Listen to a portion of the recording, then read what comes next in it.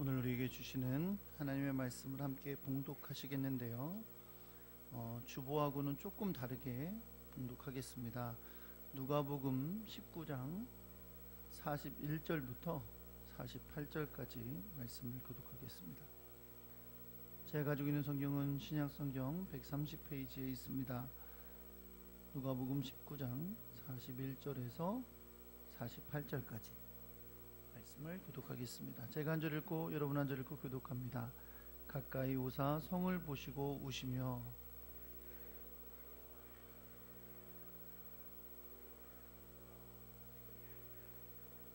날이 이를지라 내 원수들이 토툰을 쌓고 너를 둘러 사면으로 가두고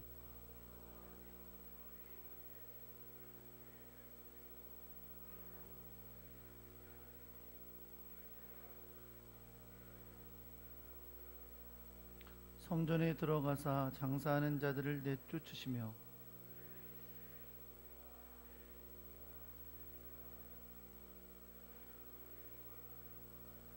예수께서 날마다 성전에서 가르치시니 대제사장들과 서기관들과 백성의 지도자들이 그를 죽이려고 꾀하되 찾지 못하였더라. 아멘.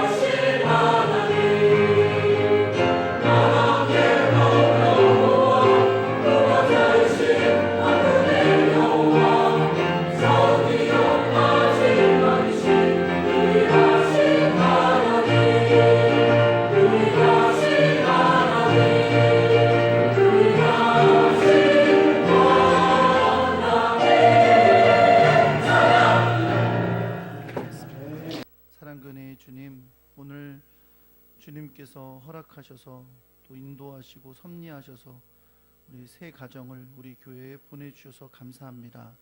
주님의 뜻 가운데 불러주신 줄 믿습니다. 귀한 가정, 주의 종들 주님 기억하여 주셔서 하늘의 귀한 은혜와 성령의 역사로 강건하게 붙들어 주옵소서. 믿음이 날마다 더하여지게 해주시고 또 주님 안에서 아름답고 풍성한 삶을 누리게 해주시고 또 가정과 모든 직장과 사업과 모든 것에 하나님의 뜻이 이루어지는 놀라운 복이 있게 하여 주옵소서. 기도하는 것에 응답하시며 날마다 믿음 안에 살아나 주님 나라 갈 때까지 우리와 함께 순례의 길을 아름답게 걸어가며 주께 영광 돌리도록 붙들어 주시옵소서. 오늘도 사랑하는 주의 백성들이 하나님 앞에 나와 아름답고 복된 예배를 드리게 하심을 감사드립니다. 그런 가운데 주님 또 마음을 다하여 주님 앞에 예물을 드렸습니다. 귀한 손길들을 기억하여 주셔서 세상이 줄 수 없는 은혜와 평강과 또 주님의 놀라운 지혜로 갚아 주시옵소서. 살아가는 동안에 주님 안에서 힘을 얻게 해주시고 승리하게 해주시고 주님의 뜻을 이루는 복된 일들이 일어나게 하여 주옵소서. 이 예물 하나님의 영광을 위해 쓰여지고 복되고 아름다운 하나님의 나라를 이루는 물질 되게 하여 주옵소서. 하나님 말씀을 듣습니다. 주님의 지혜로 성령의 역사로 함께 하시사 깨닫게 하시고 또 감동하게 하시고 결단하게 하시고 순종하며 주께 영광 돌리도록 함께 하여 주옵소서. 주님께 의탁하며 우리 주 예수 그리스도 이름으로 기도합니다. 아멘. 할렐루야. 옆에 계신 분들하고 인사하겠습니다. 잘 오셨습니다. 사랑합니다.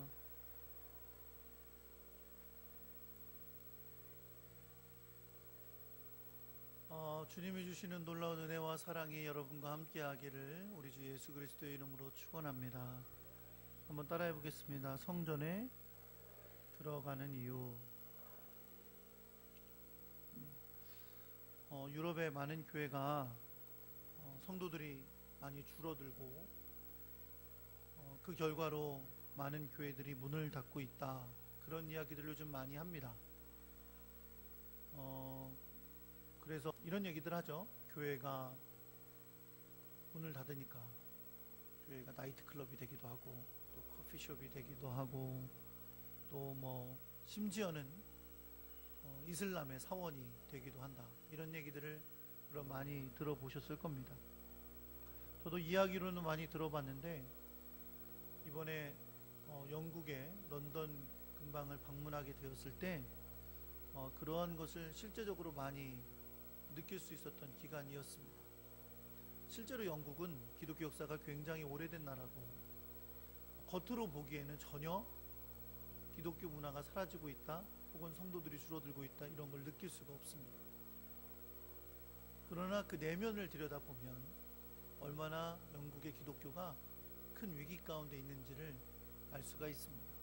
제가 대학 시절에 함께 요즘 말하는 절친이었던 친구가 한 명 있어요. 근데 그 친구가 지금 런던 주변에서 목회를 하고 있습니다. 근데 이 친구는 한인교회, 한국 사람들을 상대로 목회를 하는 게 아니라 영국인들을 상대로 목회를 해요. 본래는 한인교회에서 부목사로 일하고 있었는데 영국교회에서 스카웃을 받았어요. 그래서 영국교회 목사가 됐습니다. 훈련을 몇 년 동안 받고 영국교회 목사가 돼서 지금 목회를 하고 있는데요. 영국교회는 유럽에 있는 대부분 교회들이 다 그렇지만 모든 봉급이나 이런 건 다 나라에서 나옵니다. 나라에서 봉급을 받고요. 그 다음에 교회에 지정받고 발령받는 모든 것들도 다 교단에서 합니다. 그러니까 내가 원하는 곳에 가서 목회를 할 수 있는 게 아니라 교단에서 정해서 파송을 해주는 거죠. 그래서 그곳에 가서 목회를 하게 되는데요. 제 친구는 지금 영국에 있으면서 한 3번, 4번 발령을 받아서 옮겨가게 됐어요. 지금도 이제 런던에 조금 떨어진 도시에서 목회를 하는데 자기가 맡고 있는 교회가 4개래. 맡고 있는, 목회를 하고 있는 교회가 4개. 근데 이건 아무것도 아니에요. 그 전에 처음 발령을 받았을 때는 자기가 맡아서 발령받아 가게 됐던 교회가 7개였답니다. 일단 첫 번째 드는 생각이 뭐예요? 목사가 부족하구나. 그런 생각이 드시죠? 그렇죠? 목사가 없으니까 한 목사가 여러 교회를 맡고 있구나. 네, 그런 생각이 드실 거예요. 여러분 우리나라도 지금 목사들이 많습니다. 교회에 비해 목사가 많다. 이런 얘기들을 해요. 네, 그래서 이제 뭐 목사가 하도 흔하다 보니까 목사가 좀 가볍게 보이기도 하고 그런 경향이 없지 않아 있는데, 사실 우리나라에서 가장 경쟁률이 심하다는 신학교들이 있었어요. 가장 많이 떨어진다, 시험을 봐도 많이 떨어진다고 하는 신학대학원들이 있었는데, 요즘은 점점 이제 안 떨어지는 추세입니다. 무슨 말이냐면 신학교에 지원하는 숫자들이 줄어가고 있다는 거죠. 얼마 전에 아세아연합신학대학에 있는 교수님을 만났는데 그 학교에서 신학과를 정원을 채우지 못했대요. 그러니까 지금 우리나라는 지금은 아직은 목사님들이 많고 교회마다 목사님들이 다 있지만, 한국 교회도 어느 순간에 목사 한 명이 아쉬워지는 때가 올 수도 있어요. 그러니까 우리가 깨어있지 않으면 그런 위기가 언제든지 올 수 있는 거죠. 제 친구가 7개 교회를 맡아서 했다고 하니까 7개 교회를 어떻게 목회하냐 그러겠지만, 사실 7개 교회가 대부분 다 성도가 4명, 5명 이렇게 있는 교회들이랍니다. 교회 건물은 있는데 교회 안에 있는 성도가 4명, 5명이고 전부 다 70대, 80대 할아버지, 할머니들이 계신 교회. 근데 교회는 유지되고 있으니까 목사님을 파송해서 7교회를 목회하게 하는 거죠. 7교회를 목회한다 그러니까 목사님이 하루에 7번 설교를 하겠구나, 그게 아니에요. 예배는 같은 시간에 다 드리니까 7번 목회를 하는 게 아니라, 이번 주엔 이 교회, 다음 주엔 저 교회, 그 다음 주엔 조 교회, 그 다음 주엔 저 교회 가서 예배를 인도하는 거고요. 이 교회를 인도할 때 나머지 6교회는 자기들이 나름대로 예배를 드리고 설교를 하고 그러면서 예배를 하고 있다고 합니다. 제가 이번에 영국 가서 제 친구를 만나서 이런 얘기를 들었어요. 그러고 나니까 겉보기에는 너무너무 아직도 기독교 문화를 가진 멋있는 나라 같은데, 내면에 들어가 보니까 이제는 젊은 사람들이, 예수 믿는 사람들이 거의 없다시피 한 나라가 되어가고 있구나, 그런 사실을 알게 됐습니다. 실제로 제가 가는 이렇게 도시에서도 우리의 길을 안내해주는 어떤 목사님께서 하시는 얘기가, 저기 보이는 교회가 굉장히 오래된 교회였는데 저 교회가 지금 힌두교 사원이 됐습니다, 이렇게 소개해 주시더라고요.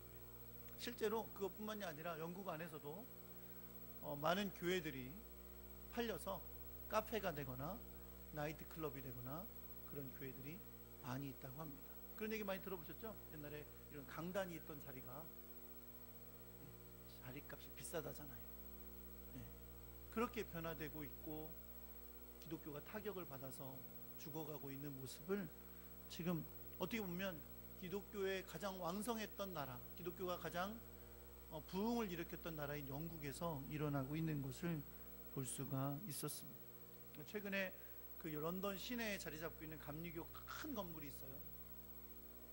그 건물을 이제 교회가 많이 줄어들고 성도들이 줄어드니까 운영할 수가 없어서 팔려고 내놓았더니 바로 이슬람 사원으로 사겠다고 연락이 왔더래요.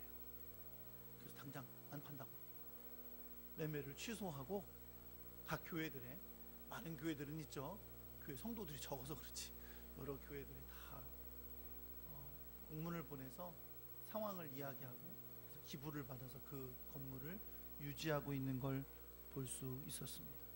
지금도 여러분, 영국의 모든 중요한 행사는 성공회 성당에서 합니다. 영국은 영국 국교회가 있죠. 그게 성공회인데 그곳에서 합니다. 웨스트민스터 성당이라는 아주 큰 성당이 런던에 있는데 거기서 모든 행사를 해요. 왕의 대관식, 무슨 세례식, 어떤 나라의 국가적인 중요한 행사는 다 교회에서 합니다. 그런데 문제는 뭐냐면 그것은 겉으로만 보여지는 상황이 되었다는 거죠. 최근에 아주 많이 돌아다녔던 동영상 중에 하나가 뭐냐면, 영국 런던에서 어떤 사람이 길거리에서 전도를 하는데 경찰이 와서 막는 거예요. 당신은 공공장소에서 이렇게 복음을 전할 수 없습니다 라고 경찰이 막아요. 왜 내가 복음을 전할 수 없냐, 이건 법으로 금지된 겁니다. 당신 지금 중지하지 않으면 나와 함께 경찰서에 가서 구속돼야 됩니다 라고 말하는 충격적인 동영상이 돌아다닌 적이 있습니다. 우리 요즘 화요일마다 전도팀이 나와서 열심히 전도해요. 우리 김선한 장로님을 비롯한 여러분들이 나와서 열심히 전도하고, 또 금요일 날은 우리 아동부 교사들이, 또 우리 몇몇 집사님들이 함께해서 우리 초등학교 앞에 가서 열심히 전도하는데, 할 때가 행복한 거예요. 할 수 있을 때가. 나중에 못할 때 섭섭해하지 마시고 지금 기회 될 때 복음 전하는 하나님의 사람 되시기를 예수 그리스도의 이름으로 축원합니다. 예수님의 시대에 아름답고 웅장한 건물이 예루살렘에 있었어요. 그 건물이 바로 예루살렘 성전이었습니다. 헤롯 대왕이 지은 아주 크고 웅장한 건물이었어요. 얼마나 그 건물이 웅장하고 화려했는지 마가복음 13장 1절에 보면 성전에 있다가 예수님과 제자들이 나오면서 제자들이 감탄하며 예수님에게 이야기를 하죠. 선생님이요, 보소서, 이 돌들이 어떠합니까? 이 건물이 어떠합니까? 이게 성경에서 이렇게 기록했으니까 그렇지, 우리말로 하면 진짜 짱이지 않습니까? 이런 말이지. 그죠? 헐, 대박, 이런 요즘 아이들 말로 그렇게 막 감탄하는 말을 했던 거죠. 얼마나 아름다웠습니까? 얼마나 웅장했습니까? 우리도 왜 가서 막 멋있는 건물을 보면 그렇게 놀라잖아요. 야, 진짜 멋있다, 잘 졌다, 그렇게 이야기하잖아요. 그와 같은 반응을 제자들이 보였던 거예요. 그런데 그때 그 말을 들은 예수님께서 그 제자들에게 이렇게 말씀하시죠. 내가 이 큰 건물들을 보느냐? 돌 하나도 돌 위에 남지 않고 다 무너뜨려지리라 라고 예언의 말씀을 하세요. 그 예수님께서 지금 말씀하신 이 너희가 보고 있는 이 성전의 건물이 돌 위에 돌 하나도 남지 않고 다 무너뜨리라는 이 예언의 말씀이 어떤 배경을 갖고 있는지, 그것이 오늘 여러분과 제가 읽은 본문에 나타나게 됩니다. 2주 전에 종려주일날 우리는 누가복음 19장 28절에서 40절까지 말씀을 함께 나누었는데요. 어떤 장면이에요? 예수님께서 나귀 새끼를 타고 예루살렘에 입성하시는 장면이에요. 새끼 나귀를 타신 것은 예수님의 겸손함을 드러낸다고 했고요. 그 겸손함은 결국 예수님께서 하늘 영광을 버리시고 이 땅에 오셔서 죽기까지 복종하시며 십자가에 죽으시는 것을 상징적으로 보여주는 것이라고 했습니다. 그럼에도 불구하고 분명한 것은 새끼 나귀를 타고 입성하신 예수님을 많은 사람들이 종려나무 가지를 흔들고 호산나 외치며 영광스럽게 환영했다는 거죠. 그런데 그 새끼 나귀를 타고 예수님을 향해 가시는 그 장면은 어떤 장면으로 바뀌냐면, 오늘 성경에 보니까 예수님께서 예루살렘에 가까이 오시자 성을 보시고 우시는 장면으로 연결이 됩니다. 예루살렘에 가까이 오신 예수님은 예루살렘을 바라보시면서 우셨어요. 왜 우신 걸까요? 이렇게 생각할 수 있어요. 예수님이 우셨구나. 아, 예루살렘을 바라보니까 내가 이제 며칠 있으면 저 성에서 고난을 받고 죽게 되겠지, 어떻게 라고 울었을 거라고 짐작할 수 있겠지만, 성경에 보니까 예수님은 그것 때문에 우신 것이 아니었습니다. 예수님은 예루살렘을 바라보고 예루살렘이 당하게 될 멸망에 대해 눈물을 흘리신 거였어요. 예수님은 예루살렘을 향해서 이렇게 말씀합니다. 너도 오늘날 평화에 관한 일을 알았다면 좋을 뻔하였거니와 지금 내 눈에 숨기웠도다 라고 말씀합니다. 무슨 말이냐면, 평화에 관한 일, 구원에 관한 일, 예수님이 오신 뜻이죠. 그걸 너희가 알았더라면 이렇게 되지 않았을 텐데, 지금 너희가 영적인 눈이 감겨져서 그걸 알지 못한다는 거예요. 그래서 결국 그들 어떻게 할 거예요? 예루살렘이라는 장소는 예수님을 이제 박해하고 예수님을 십자가 못 박혀 죽게 하는 장소가 될 것입니다. 예루살렘 사람들, 특히 종교 지도자들이 예수 그리스도께서 가지고 오시는 구원과 평화에 대해서 잘 깨달았더라면 그들도 구원을 받고 하늘의 영광을 보았을 텐데, 그들의 영적인 눈이 가리워져서 그들은 예수 그리스도를 시기하고 미워하다가 십자가에 못 박아 죽이게 됩니다.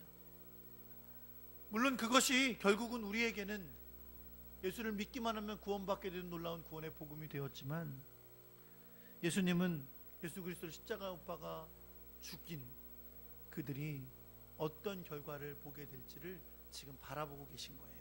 예루살렘을 바라보시면서. 그 이야기는 너무나 처참합니다. 예수님은 이렇게 말씀하세요. 원수들이 토성을 쌓고 예루살렘을 둘러 사면으로 가둔 다음에 모든 사람들과 자식들을 땅에 메어 칠 것이고 돌 하나의 돌 위에 남기지 않을 것이다. 이렇게 예언의 말씀을 하십니다. 성경학자들은 이 예수님의 예언의 말씀이 주 70년에 로마의 디도 장군이 예루살렘을 공격해서 초토화시킨 일로 성취되었다고 봅니다.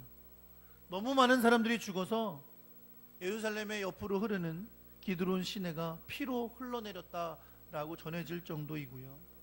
요세푸스라는 역사학자는 그때 예루살렘에서 죽임을 당한 유대인의 숫자가 110만 명이었다라고 기록하고 있습니다. 이때에 예루살렘 성벽은 완전히 무너져 내렸고 예루살렘 성전도 완전히 파괴되었습니다. 그래서 지금도 예루살렘 성전 자리에는 이슬람의 사원이 들어서 있어요. 예수님은 지금 이러한 일이 일어나게 될 예루살렘 성과 성전을 바라보시면서 눈물을 흘리셨던 거예요. 여러분 생각해 보세요. 예수님께서 지금 환상을 보신다고 생각해 보시고 그 환상이 예수님의 눈에 지금 110만 명이나 되는 사람들이 죽임을 당하는, 처참한 죽임을 당하고 성은 무너져 내리고 성전은 다 폐괴되어 버린 장면을 만약에 환상 중에 보고 계시다면 어떻게 눈물이 안 나겠어요? 그래서 예루살렘을 향하여 주님은 우셨다고 말씀하고 있습니다. 그리고 이제 성경 본문이 예수님께서 예루살렘 성전에 들어가시는 장면으로 이어지고 있습니다. 물론 성경이 이렇게 바로 이어지지만 실제로는 예수님이 예루살렘 성전에 입성하시고 그곳을 보시고 눈물을 흘리신 다음에 바로 예루살렘 성전에 들어가신 게 아니에요. 원래 시간순으로 따지면 그날은 예수님께 다시 바깥으로 나오셔서 예루살렘 성 바깥에 아마도 베다니에서 주무셨을 것이고 그 다음날 예수님이 예루살렘에 가셔서 성전에 들어가십니다. 예루살렘에 들어가서 예수님께서 하신 일을 우리가 흔히 뭐라고 부르냐면 성전 정화 사건이다 이렇게 부릅니다. 정화한다는 건 여러분 깨끗하게 하는 걸 말하는 거죠. 그러니까 결국 예수님은 성전에 들어가셔서 더러운 성전을 깨끗하게 하셨다라는 걸 뜻합니다. 예수님이 지금 빗자루 들고 청소하신 걸 얘기하는 게 아니죠. 예수님이 행하신 일이 더러워진 성전이 깨끗하게 하기 위한 일이었다는 거였어요. 그렇다면 예수님이 깨끗하게 하셔야 했던 이 성전의 더러움은 무엇이었을까요? 여러 가지 정황으로 보아서 예수님께서 오늘 본문에서 들어가셨다고 하는, 그리고 여러 가지 일을 행하셨던 그 성전은 성전 안에 있는 이방인의 뜰이라고 보여집니다. 그러니까 성전은, 그 당시 예루살렘 성전은 성전으로 들어가면 처음에 만나는 곳이 이방인의 뜰이에요. 이곳은 이방인들도 들어갈 수 있습니다. 여러분 예수님 시대에도 이방인 중에도 유대교를 따르는 믿는 사람들이 있었어요. 많은 사람들이 예루살렘으로 순례를 오기도 했어요. 그래서 이방인들은 그곳에 왔을 때 그 이방인의 뜰까지 들어갈 수 있고요, 이방인의 뜰에서 기도할 수 있는 거죠. 그러니까 이방인들에게는 유일하게 예루살렘 성전에서 기도할 수 있는 장소가 바로 그 이방인의 뜰이었습니다. 이방인의 뜰을 통과해서 지나가면 여인의 뜰이 있어요. 거기는 모든 유대인이 들어갈 수 있는데 단 남자 여자가 거기까지만 들어갈 수 있어요. 여자들은 거기까지만 들어가는 거예요. 그리고 그 안에 이제 성소에는 남자들만, 성인 남자만 들어갈 수 있게 돼 있었습니다. 오늘 성경에 나오는 이 예수님께서 장사하는 자들과 돈 바꾸는 자들을 내쫓으신 이곳은 이방인의 뜰이에요. 이방인들은 오면 그곳이 예배 장소예요. 기도 장소고요. 근데 그곳에서 예수님이 들어가 보니 장사하는 사람과 또 돈 바꾸는 사람들도 시끌벅적 했던 것입니다. 여러분 장사한다는 말은 어떤 걸 뜻하는 거냐면 동물을 파는 거예요. 성전에서 제사할 때 쓰는 동물을 파는 거. 물론 뭐 이 재물들이 다 양도 있고 염소도 있고 하지만 사실 이곳에서 가장 대표적으로 팔았던 동물은 비둘기였습니다. 성경에 보면 가난한 자들, 능력이 되지 않은 가난한 자들은 비둘기로 대신 희생제물을 드릴 수 있었어요. 그래서 비둘기들을 많이 파는 그런 장사들이 많이 자리 잡고 있었던 것입니다. 왜 그럼 그곳에 그렇게 제물을 파는 사람들이 있느냐? 물론 예루살렘 가까이에 사는 사람들은 자기 제물을 가지고 와서 하나님께 예배할 수 있고 제사 드릴 수 있어요. 그런데 저 갈릴리나 멀리에서 오는 사람들은 하나님께 드릴 흠없는 제물을 흠없이 그 멀리 며칠 동안 끌고 와서 드릴 수는 없었던 거죠. 그래서 예루살렘 성전에 있는 이방인의 뜰에 제물을 위한 동물을 파는 사람들이 있었던 겁니다. 근데 여러분 한 가지 생각해 보세요. 예루살렘의 모든 종교적인 일, 유대인들의 모든 종교적인 일은 내가 원한다고 마음대로 할 수 있는 것이 아닙니다. 이 모든 일들은 허가를 해주는 사람들이 있어요. 유대인들은 산헤드린이라는 공의회가 있었어요. 대제사장을 비롯한 종교 지도자들이 모여있는 공동체가 있어요. 회의체가 있는 거죠. 그들의 가운데서 종교적인 일은 다 허가를 받게 되어 있었습니다. 그럼 결국은 이 이방인의 뜰에서 재물을 파는 일을 하는 사람들도 자기네 스스로 장사를 하고 싶다고 그곳에 들어와서 장사를 할 수 있는 것이 아니었다는 거죠. 분명 산헤드린 공의회의 종교 지도자들이 허가를 해준 것이고요. 또 흠없는 재물을 드려야 되기 때문에 흠없는 재물을 허가해 준 것도 바로 그 종교 지도자들이었다는 거죠. 역사적인 사실에 의하면 그 당시에 예루살렘에서 대제사장을 역할을 하고 있던 안나스가 그의 가족들을 이용해서 그 일을 허가해 주는 일을 했었다 그래요. 그러면서 그 가운데 폭리를 취했대요. 곡물을 싸게 팔았겠어요? 저 멀리서 온 사람들에게 비싸게 팔았겠죠. 원가보다. 그러면서 폭리를 취했다 그래요. 동전을 바꾸는 사람들 이야기도 마찬가지입니다. 1년에 한 번씩 성인 남자, 유대인들 성인 남자는 성전세를 내야 했어요. 이 성전세는 반세겔을 내는 겁니다. 1년에 한 번 반세겔을 내는데, 반세겔은 유대인의 화폐예요. 물론 예루살렘 주변에 사는 사람들은 유대인의 화폐를 갖고 있을 수 있어요. 왜냐하면 성전세를 세겔로 내니까 유대인들의 화폐를 가지고 있을 수 있었겠죠. 그러나 먼 지역에 사는 사람들은 로마의 지배 아래 있으면서 다 로마인들의 화폐를 가지고 있었단 말이에요. 그러니까 올라와서 성전세를 낼 때 세겔로 바꿔서 내야겠어. 쉽게 말하면 환전을 해야 했다는 거죠. 그 환전을 할 때 폭리를 취한 거예요. 누가요? 대제사장과 그의 가족들이 폭리를 취한 거고, 그것을 산헤드린 공의회에서 다 인정을 해줬다는 거죠. 여러분, 예루살렘 성전은 아주 웅장하고 멋있었다 그랬어요. 그죠? 그리고 제사 드리는 장소도 얼마나 멋있었겠어요. 그리고 막 대제사장과 막 이런 종교 지도자들은 멋있는 화려한 옷 입고, 성경에서 보면 여러분 그 대제사장 옷이 굉장히 화려하죠. 그걸 입고 다니면서 얼마나 거룩한 척 했겠어요. 그렇죠? 사람들은 하나님을 제사하겠다고 재물을 사가지고 막 들어와서 굉장히 거룩한 장소처럼 성전이 보여졌을 거예요. 그런데 성전에 들어가는 가장 첫 번째 단계에 있는 이방인의 뜰은 온갖 거짓과 욕심과 술수로 가득 찬 악한 행위들이 행해지는 장소가 되어 있었던 겁니다. 예수님께서 그들을 다 내어 쫓으셨어요. 요한복음에 보니까 채찍을 만들어서 내려치시면서 상을 뒤엎으시고 다 그곳에서 내쫓으셨다 그랬어요. 그러면서 뭐라고 말씀하세요? 내 집은 기도하는 집이 되리라 하였거늘 너희가 강도의 소굴을 만들었도다 라고 말씀. 여러분 생각해 보세요. 장사하는데 장사한다고 강도의 소굴이라 그래요. 돈 바꿔주는 일 하는데 뭘 그게 왜 강도의 소굴이에요? 아니에요.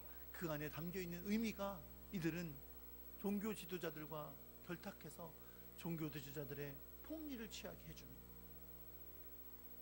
그런 모습을 가졌던 것이었습니다.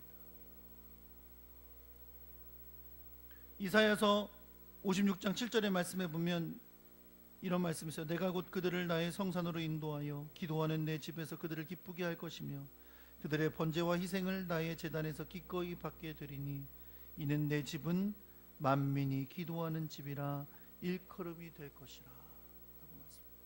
이건 여러분 바벨론 포로로 잡혀가 있는 이스라엘 백성들이 돌아와 이제 다시 성전을 재건하게 될 것이고 다시 성전이 일으켜질 것을 말씀하는 거예요. 그때 하나님께서 말씀하시는 이 성전의 역할은 뭐냐? 따라해 보겠습니다. 만민이 기도하는 집이다. 그렇게 하나님께서 허락해 주신 만민이 기도하는 집인 성전을 자기들의 욕심으로 강도의 소굴을 만들고 있는 것을 주님은 보시는 겁니다. 이것은 당자는 그냥 그저 그렇게 보이는 예루살렘 성전의 회복만을 말하는 것 같지만 영적인 의미로 이것은 예수 그리스도께서 영원한 성전이 되시는 것을 상징적으로 보여주는 말씀입니다. 강도의 구렬이 된 그 성전이 영적으로 진정으로 만민이 기도하는 집이 될 것을 예언적으로 보여주는 말씀이에요. 요한복음 2장 19절에서 21절에 보면 예수님께서 예루살렘 성전을 향하여 이렇게 말씀하십니다. 너희가 이 성전을 헐어라. 내가 사흘 동안에 일으키리라. 이 말을 듣고 깜짝 놀란 유대인들이 말합니다. 아니, 이 성전은 46년 동안이나 지었는데 내가 3일 동안에 다시 일으키겠다고? 성경은 이들의 오해를 해석해 줍니다. 그러면서 뭐라고 말씀하세요? 요한복음 2장 21절에서 예수님은 성전된 자기 육체를 말씀하신 것이다 라고 말씀합니다. 다시 말하면 사흘 만에 죽은 자 가운데서 다시 부활하셔서 영원한 성전이 되실 것을 말씀하신 거라는 겁니다.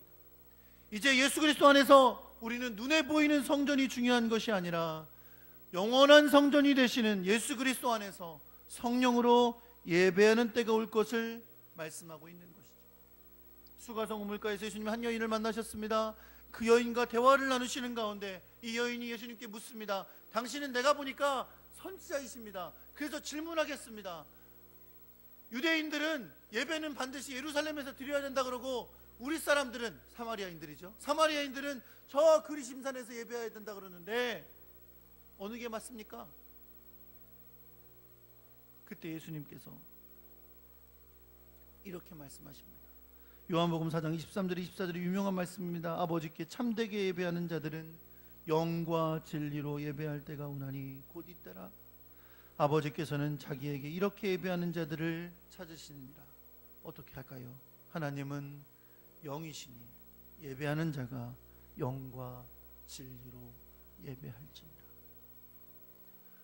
여러분, 그런 면에서 41절에서 성을 보며 우시던 예수님이 하셨던 말씀과 성전에서 장사하는 자들과 돈 바꾸는 자들을 내쫓으시고요, 너희가 만민이 기도하는 집을 강도의 소굴로 만들었다고 하셨던 참 의미를 우리는 발견하게 됩니다. 예수님은 지금 이 성전의 멸망을 암시하고 계시는 거예요. 이제 예수님은 십자가와 부활을 통해 눈에 보이는 성전을 멸하시고 당신 안에서 영적인 성전을, 영원한 성전을 지으실 것을 말씀하여 주고 계신 것입니다. 장사하는 자들과 돈 바꾸는 자들을 내쫓으신 예수님은 이제 당신으로 인해 시작된 하나님 나라의 일을 성전에서 행하여 보여주십니다. 마태복음에 보면 예수님은 그곳에서 그들을 다 내쫓으신 다음에 소경과 저는 자들을 고쳐주셨다고 말씀합니다. 그리고 오늘 본문에서는 예수님께서 성전에 들어가 날마다 가르치셨다, 말씀을 가르치셨다고 우리에게 가르쳐주고 있습니다. 사랑하는 성도 여러분, 결국 영원한 성전이 되시고 교회의 머리가 되실 예수 그리스도께서 이 영적인 성전에서 행해야 될 하나님 나라의 일을 실제로 보여주고 계신 겁니다. 여러분, 성전은 어떤 곳이어야 합니까? 주님의 은혜를 구하며 기도하는 곳입니다.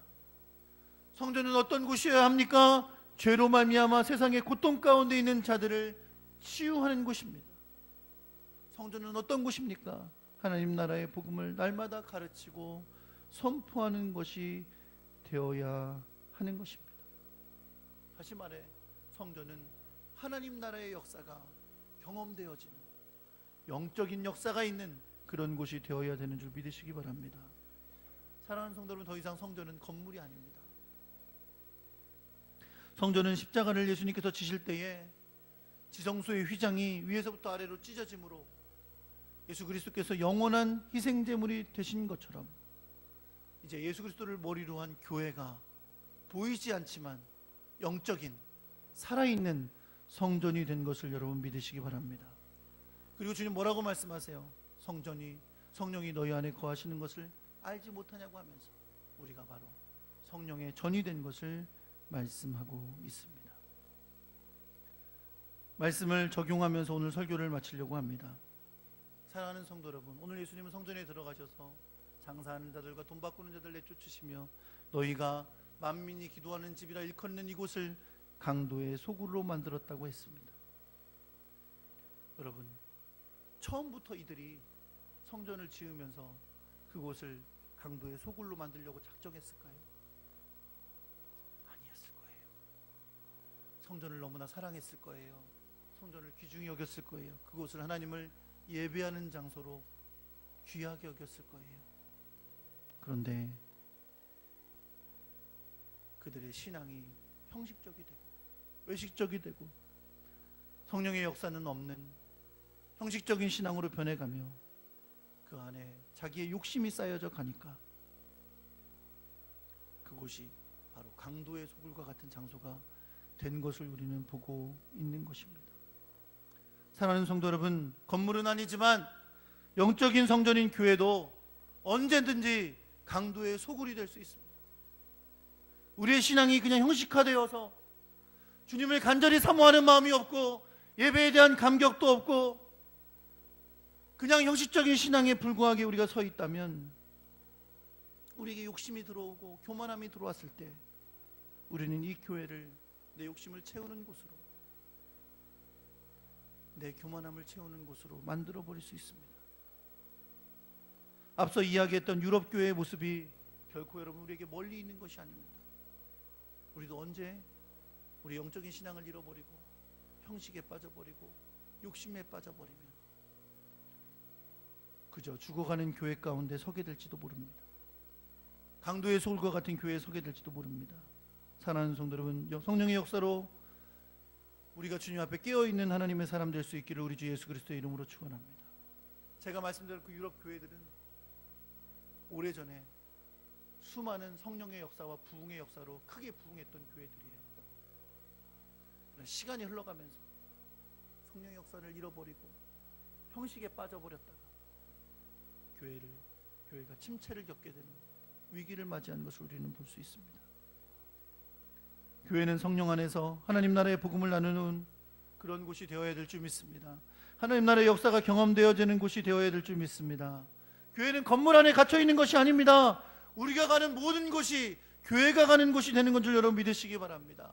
그럼 우리가 가는 모든 곳에서 살아계시는 성령님의 역사가 충만하게 나타나기를, 예수 그리스도의 복음의 역사가 아름답게 선포되어지기를 우리 주 예수 그리스도의 이름으로 축원합니다. 마지막 결론입니다. 여러분, 그럼에도 불구하고 성전이 가져야 될 가장 귀중한 기능이 있습니다. 그 기능은 바로 예배입니다. 여러분과 저를 죄와 사망 가운데 구원하셔서 하나님 나라의 백성으로 삼으신 것, 영원한 사망 가운데 떨어질 수밖에 없는 우리를 구원하셔서 하나님 나라의 백성으로 삼으신 이유는 우리를 통하여 예배받기를 원하시기 때문입니다. 여러분과 제가 아름다운 예배자로 서기를 우리 주 예수 그리스도의 이름으로 축원합니다. 결국 교회가 무너지고 교회가 타락하게 되는 근본적인 출발점은 예배를 포기하는 겁니다. 예배에 타협하는 겁니다. 바쁨에 타협하는 겁니다. 내 삶의 사정에 타협하는 겁니다. 내 인생의 계획에 예배를 타협하는 겁니다. 사랑하는 성도 여러분, 예배의 사람 되시기를 우리 주 예수 그리스도의 이름으로 축원합니다. 예배가 주님의 나라를 이루는 것이고 주님의 나라를 경험하는 것이고 주님의 역사를 이루는 것입니다. 만민이 기도하고 말씀을 나누고 신령과 진정으로 예배하는 그곳이 바로 영적인 성전입니다. 여러분과 제가 그 성전의 사람으로 주 앞에 서기를 우리 주 예수 그리스도의 이름으로 축원합니다.